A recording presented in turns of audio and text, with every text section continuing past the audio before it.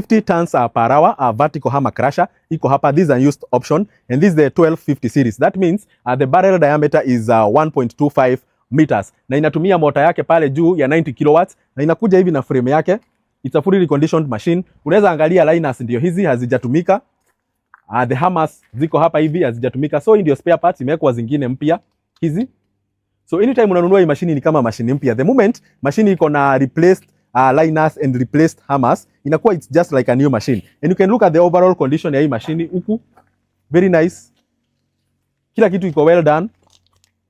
So amulia hiyo crusher yako. Hii inapelekana na ile crusher ya 500 by 750 ama 400 by 600 kama primary yake. And you make a whole difference. Iko na hydraulic pump yake hapa hivi na iko na motor yake on standby. So ukitupea tu job, tunakuletea a complete unit. Mashini safi, mashini kali kama hii. Just give us a call and you are going to ensure that with start equipments you never go wrong when it comes to used equipment and you always start somewhere. Thank you.